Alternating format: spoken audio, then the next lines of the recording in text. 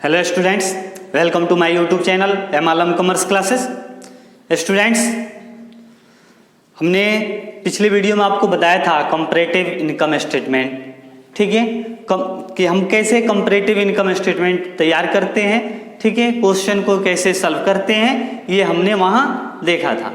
ठीक है बाबू, अब हम देखेंगे आज के इस वीडियो में पढ़ेंगे कंपैरेटिव बैलेंस शीट। ठीक है, कंपैरेटिव स्टेटमेंट का अगला पार्ट्स हम पढ़ेंगे कंपैरेटिव बैलेंस शीट। ठीक है, आपने देखा था पिछले वीडियो में कि वहाँ हमने कंपैरेटिव इनकम स्टेटमेंट बताया था आपको। तो वहाँ हम क्या देखे थे कि जनरली 2 इयर्स या 2 इयर्स से एबव का बैलेंस दिया रहता है। उसमें से हम क्या करते हैं, जो फर्स्ट उसमें जो सबसे पहले वाले ईयर्स का जो बैलेंस होगा उसको हम बेस मान लेते हैं। ठीक है, और उसके बाद की बाकी ईयर्स के बेस ईयर के बैलेंस से सभी आइटम्स का जो भी बैलेंस दिया रहता है उसका कंपेयर करते हैं। ठीक है, यानी कि जैसे एक आइटम्स का जो बैलेंस दिया है तो उसका कंपेयर उसी के बैलेंस से करेंगे, बस फिगर बदलेगा। ठीक है, अमाउंट वो क्या कहते हैं, ईयर हर साल जो चेंजिंग होगा, ठीक, तो हर साल के अमाउंट को कंपेयर करेंगे किससे, जो हमारा बेस ईयर का अमाउंट होगा उससे। ठीक है, तो वहाँ हम क्या करते थे, एक एब्सोल्यूट चेंज मालूम करते थे। एब्सोल्यूट चेंज मीन्स क्या होता था कि हम ये देखते थे कि हमारा बेस ईयर के कंपेयर करेंट ईयर में बैलेंस क्या हुआ है, इंक्रीज हुआ है या डिक्रीज हुआ है। ठीक है, फिर वो जो भी एब्सोल्यूट चेंज जो होता था, यानी कि इंक्रीज या डिक्रीज जो भी होता था, उसको हम क्या करते थे बाबू, उसका परसेंटेज मालूम करते थे कि कितना परसेंट चेंज हुआ है। ठीक है, घटा है या बढ़ा है, उसका परसेंटेज भी हम मालूम करते थे। ठीक है, तो इनकम स्टेटमेंट में आपने देखा था कि कैसे हम करते हैं थे, ठीक उसी तरह से यहाँ भी करेंगे। यहाँ भी आपका बैलेंस शीट ठीक उसी प्रकार से बनेगा। 2 या 2 से ज़्यादा वर्षों का बैलेंस दिया होगा। ऐसे जनरली आपके जो क्वेश्चंस आपसे पूछे जाते हैं वो उसमें बैलेंस 2 इयर्स का ही दिया रहता है। ठीक है, तो आप जो 2 इयर्स का बैलेंस दिया होगा उसको आप देखेंगे। ठीक है, उसका फिर कंपेयर करेंगे जैसे इनकम स्टेटमेंट में किया जाता था। ठीक है, यानी कि एक बेस ईयर का हो जाएगा और एक करेंट ईयर का, यानी कि जो प्रीवियस ईयर का होगा उसको हम बेस ईयर मानेंगे और जो बाद का ईयर होगा उसको हम क्या करेंगे, हम करेंट ईयर मान करके हम क्या करेंगे, कंपेयर करेंगे। ठीक है, देखेंगे कि कितना बैलेंस घट गया या बढ़ गया। ठीक है, compare to base year amount. ठीक है, बेस ईयर के अमाउंट के कंपेयर करेंट ईयर के अमाउंट कितना घटा है या कितना बढ़ा है ये मालूम करेंगे, फिर उसका परसेंटेज निकालेंगे। ठीक है, तो जैसे आपने जो क्वेश्चन सॉल्व करने का जो तरीका था, ठीक है, ठीक उसी तरह से यहाँ भी करेंगे। आपने फाइनेंशियल स्टेटमेंट में आप बैलेंस शीट या इनकम स्टेटमेंट बनाना आप सीख चुके हैं। ठीक है, तो यहाँ आपको बैलेंस शीट बनाने में या फिर इनकम स्टेटमेंट बनाने में कोई दिक्कत नहीं होगी। ठीक है, तो आइए हम आपके बुक का क्वेश्चन नंबर 9 पर डिस्कस करते हैं। ठीक है, क्वेश्चन नंबर 9 कह रहा है, इसमें दिया हुआ है from the following balance sheet of Provin limited on 31 December 2018 and 2019। यहाँ 2 इयर्स का बैलेंस दिया हुआ है। ठीक है, 2018 और 2019 का। करे prepare a comparative balance sheet and interpret the change. ठीक है, यानी कि आपको क्या करना है, यहाँ करना क्या है बाबू, आपको इनकम कंपैरेटिव बैलेंस शीट बनाना है और आपका जो क्या कहते हैं, यहाँ जो भी चेंज होगा ना उसको व्याख्या करना है। ठीक है, उसका इंटरप्रिटेशन आपको करके ये बताना है। ठीक है, कि फिर कहाँ किस तरह का चेंजिंग हुआ है, समझे। तो इसके लिए हम क्या करेंगे बाबू, इसके लिए अब एक कंपैरेटिव स्टेटमेंट तैयार करेंगे। ठीक है, यानी कि कंपैरेटिव बैलेंस शीट तैयार करके उसके बाद हम देखेंगे कि कहाँ किस तरह का चेंज हुआ है, उस पर अपना जो विचार होगा वो रखेंगे। ठीक है, बस इतना ही करना है, समझे। देखिए बाबू क्वेश्चन नंबर 9, इसमें क्या क्या दिया हुआ है थोड़ा इसको आप देख लें। ठीक है, तो यहाँ बैलेंस शीट दिया हुआ है। बैलेंस शीट जैसे आपको हमने बता चुके किसमें आपको क्या करना है, कंपैरेटिव बैलेंस शीट बनाना है और फिर क्या करना है, आपको उसका जो चेंज हुआ है ना उसके कारण को बताना है, ठीक है, या कहाँ क्या क्या चेंज हुआ है ये चीजें को बताना है। अब यहाँ बैलेंस शीट में देखिए क्या दिया, इक्विटी एंड लायबिलिटी साइड में दिया है शेयर होल्डर्स फंड, उसके अंडर में share capital and reserve and surplus दिया हुआ है। शेयर कैपिटल 2018 का बैलेंस है 10 लाख, 2019 का बैलेंस है 20 लाख। रिजर्व एंड सरप्लस का बैलेंस है 2018 में 6 लाख, 2019 में 4 लाख, ये घट गया है, ठीक है। करेंट नॉन करेंट लायबिलिटीज दिया हुआ है, नॉन करेंट लायबिलिटीज 2018 में है 10 लाख, 2019 में हो गया है 16 लाख, ठीक है। ये इंक्रीज हुआ है, 6 लाख बढ़ गया। करेंट लायबिलिटीज 4 लाख था 2018 में, 2019 में हो गया 8 लाख, यानी कि ये बढ़ गया कितना, इतना इंक्रीज हुआ 4 लाख, यानी कि 100% इंक्रीज हो गया, ठीक है। टोटल लायबिलिटी साइड का आया है 2018 में 30 लाख, 2019 में 48 लाख, 48 लाख। एसेट साइड में देखेंगे, एसेट साइड में नॉन करेंट एसेट्स दिया है 2018 में 20 लाख, 2019 में 30 लाख, ठीक है, 30,000। उसके बाद क्या हुआ है बाबू, करेंट एसेट्स दिया है 2018 में 10 लाख, 2019 में दिया है 19 लाख, ठीक है। तो ये दोनों करेंट एसेट्स और नॉन करेंट एसेट्स दोनों में इंक्रीज हुआ है, ठीक है। बस यहाँ एक ही चीज है, रिजर्व एंड सरप्लस यहाँ डिक्रीज हुआ, बाकी सब में क्या हुआ है, इंक्रीज हुआ है, ठीक है। तो आइए देखते हैं इस क्वेश्चन को हम कैसे सॉल्व करते हैं, ठीक है। देखिएगा, ये आपके सामने जो दिख रहा है comparative balance sheet of provision limited, ठीक है। हम सबसे पहले हेडिंग लिखेंगे, ठीक है, ये लिखते हैं ना कि हम कौन सी कंपनी का बैलेंस शीट बना रहे हैं और किस डेट को बना रहे हैं, ठीक है। तो comparative balance sheet of provision limited as on 31 December 2018 and 2019, ठीक है। देखिए बैलेंस शीट का जो कॉलम होता था, particular, note number, amount current year का, फिर अमाउंट प्रीवियस ईयर का, ठीक है। तो यहाँ हम क्या करेंगे, पहले अमाउंट करें प्रीवियस ईयर, तब करेंट ईयर करेंगे, फिर ये 2 कॉलम बढ़ा है एब्सोल्यूट चेंज और परसेंटेज चेंज का, बाकी सब वैसे ही है। और हम बनाते भी बैलेंस शीट यहाँ कंपैरेटिव स्टेटमेंट के अंदर बैलेंस शीट वैसे ही बनाएंगे जैसे पहले हमने बनाया था, ठीक है।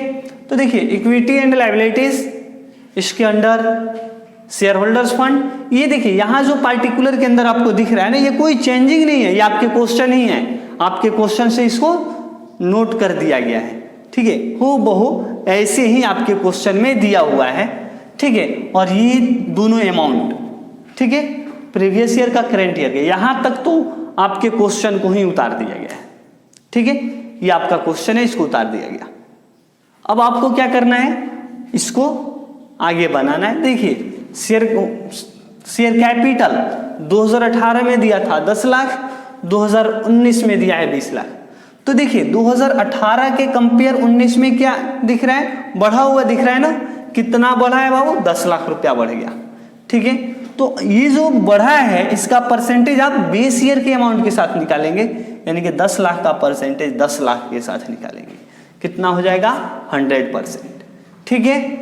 उसके बाद रिजर्व एंड सरप्लस दिया हुआ है, रिजर्व एंड सरप्लस 2018 में कितना था, 6 लाख, 2019 में कितना हो गया है, 4 लाख, ठीक है।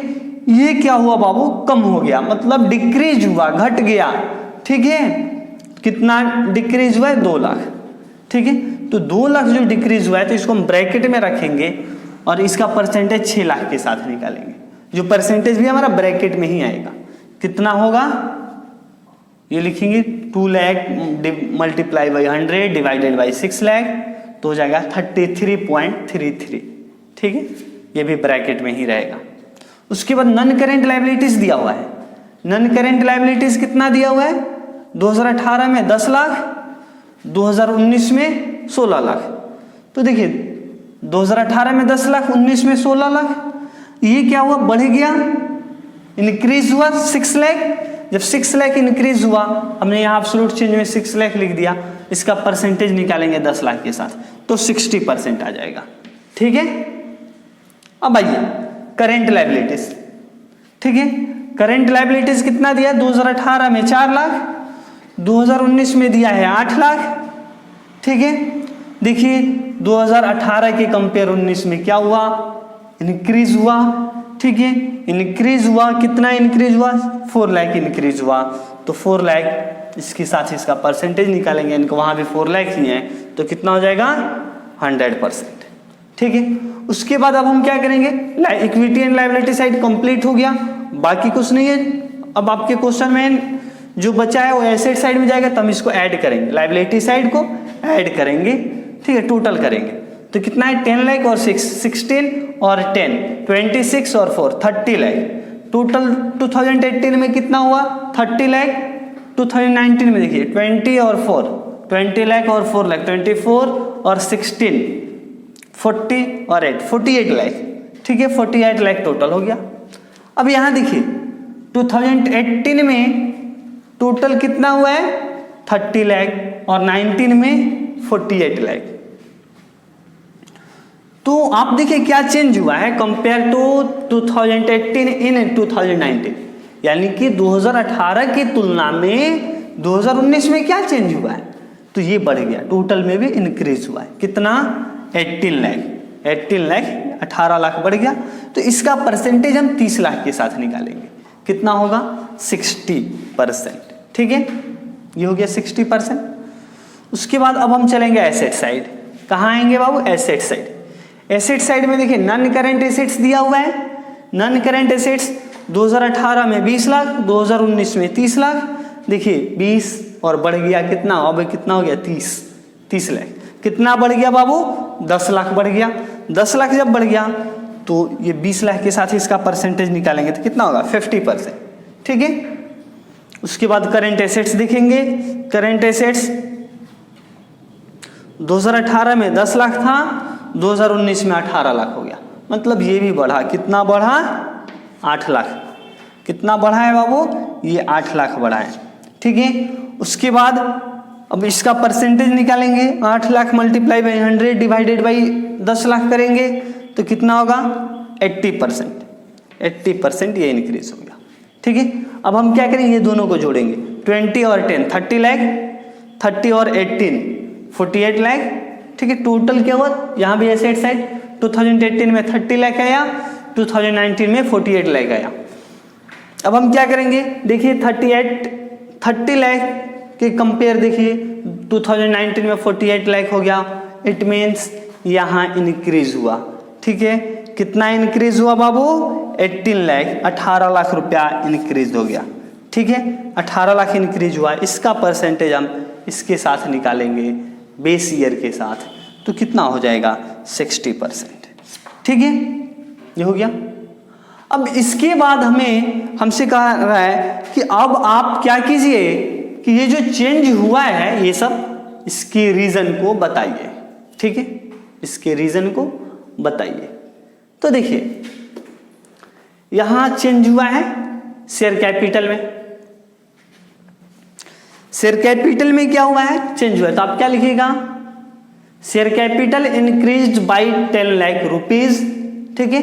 Share capital increase by 10 lakh rupees, ठीक है,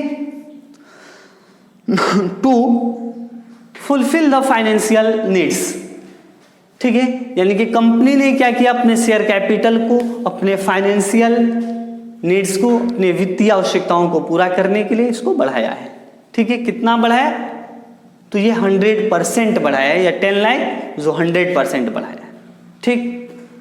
रिजर्व एंड सरप्लस ये डिक्रीज हुआ, आप लिख सकते हैं कि reserve and surplus decrease by 33.33%, ठीक है। Reserve and surplus decrease by 33.33%। उसके बाद non current liabilities, non current liabilities क्या है, ये भी इंक्रीज हुआ है, क्या लिखेंगे, non current liabilities increased by 60%, ठीक है। अब due to taken over loan आप कह सकते हैं, या फिर इशूड बाय डिवेंचर, या कुछ आप या फिर यहां सबसे बेहतर हो कि लिख दीजिए increase in non current liabilities ठीक है, increase in non current liabilities by 60% due to taken over non current liabilities या लॉन्ग टर्म बोरोइंग। ठीक है, उसके बाद करेंट लायबिलिटीज में भी इंक्रीज हुआ, तो आप लिख सकते हैं करेंट लायबिलिटीज इंक्रीज बाय 100%। ठीक है, फिर टोटल लायबिलिटीज इंक्रीज्ड बाय 60%। ठीक है, non current assets increased by 10 lakh. ठीक है, या इंक्रीज्ड बाय 50%। ठीक है, यहाँ 50% इंक्रीज हो गया। करेंट एसेट्स में भी देखेंगे यहाँ 80% इंक्रीज हो गया है। ठीक है, तो इस तरह से आप इसका इंटरप्रिटेशन भी कर दिए। ठीक है, तो स्टूडेंट्स आई होप ये क्वेश्चन आपको समझ में आ गया होगा। ठीक है, तो स्टूडेंट्स अब आप अपने बुक की जो आगे क्वेश्चन बचा हुआ है, बचे हुए क्वेश्चन आप सॉल्व करें। ठीक है, और यदि जहां कहीं प्रॉब्लम आपको होती है तो वो प्रॉब्लम आप इस वीडियो के कमेंट में भी या फिर हमारे व्हाट्सएप नंबर 8804392110 पर भी आप अपना मैसेज कर सकते हैं। आपका जो भी प्रॉब्लम होगा उसको भेज सकते हैं और आपकी प्रॉब्लम को हम जल्द से जल्द सॉल्व करके आपको फिर रिप्लाई करेंगे। ठीक है, तो स्टूडेंट्स इसके लिए आप हमारे YouTube channel M Alam commerce classes पर बने रहिए, और यदि आप हमारे चैनल पर नए हैं तो प्लीज़ हमारे चैनल को सब्सक्राइब कीजिए, लाइक कीजिए। ठीक है, और कमेंट कीजिए, अपने दोस्तों के साथ ज़्यादा से ज़्यादा इसको शेयर कीजिए। Thank you.